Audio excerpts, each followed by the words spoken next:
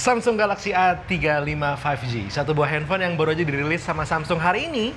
Gue lagi ada di acara eventnya hari ini dan pengen ceritalah sedikit tentang handphone ini dan kenapa menurut gue this one is actually maybe the sweet spot buat lo yang lagi pengen beli handphone Samsung dari A series yang harganya nggak terlalu tinggi, nggak terlalu murah dengan capability yang udah oke. Kenapa begitu? Yuk kita obrolin, dimulai dari unboxingnya dulu kali ya.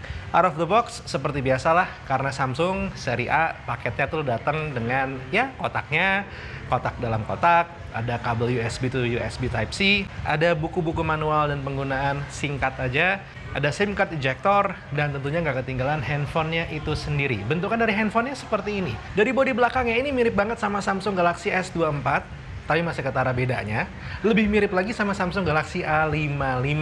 Kalau dibandingin sebelah-sebelahan yang warnanya sama, mungkin lo cuman akan sedikit sadar yang A55 itu berbeda karena untuk ring bagian kameranya. Ini warnanya lebih gelap dibandingkan dengan A35 yang lebih terang. Sementara kalau kita coba ngeliat ke bagian depan, nah ini good news nih buat Samsung Galaxy A3 series. Karena kali ini udah hadir menggunakan punch hole atau Infinity O dan bukan lagi menggunakan Infinity U. Sedikit soal layarnya sendiri juga, kalau misalnya lo ngeliat itu ya, secara bezelnya emang dia bisa dibilang cukup simetris, tapi bagian bawahnya agak sedikit lebih tebal menurut gue dibandingkan dengan bodi bagian lainnya. Untuk bodi bagian belakangnya ini udah menggunakan kaca, good newsnya di situ. Untuk perlindungannya gue nggak tahu apakah di bagian belakangnya pakai Corning Gorilla Glass 5, Victus Plus atau tanpa perlindungan. Sementara untuk bagian bodi sampingnya dia menggunakan material polikarbonat, berbeda dengan Samsung Galaxy A55 5G.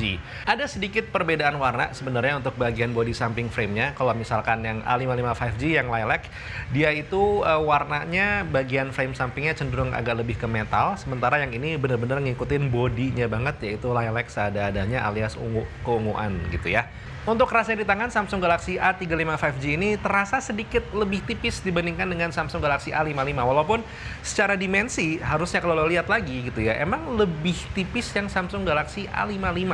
Menurut gue, ini bisa disebabkan oleh material body atau frame-nya yang emang dia menggunakan materialnya poly, jadi terasa lebih enteng juga dan terasa ya kayak hari-hari aja genggamnya gitu.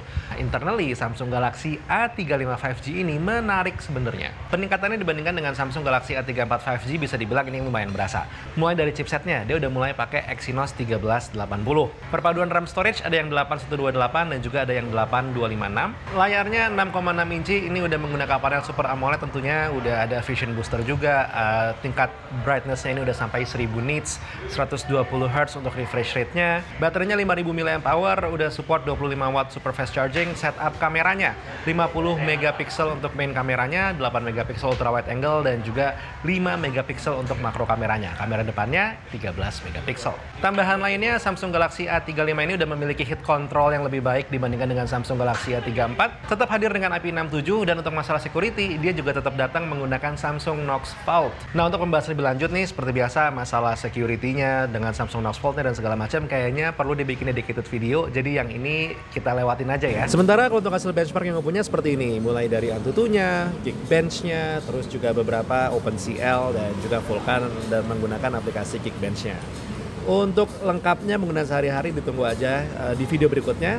Kita lanjut sekarang ke masalah kamera. Tipis-tipis yang bisa gue kasih lihat itu seperti ini. Emang nggak banyak sih hasil foto yang bisa gue ambil karena gue datang dan pas mau tes kamera itu kondisi di luar udah mulai malam. Jadi kayaknya kurang seru ya kalau cuman ngambil foto malam-malam aja. Satu hal yang menarik untuk spesifikasi pengambilan videonya itu ternyata untuk kamera depan dan kamera belakang udah bisa 4K 30 fps.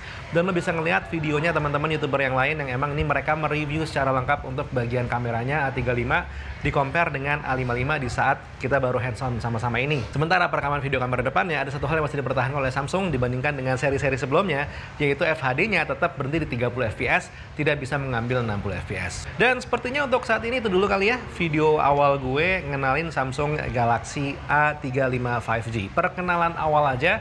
Jangan lupa untuk subscribe channel ini, jadi kalau misalkan nanti ada updatean atau video lebih lanjut tentang handphone yang satu ini, lo nggak bakal ketinggalan.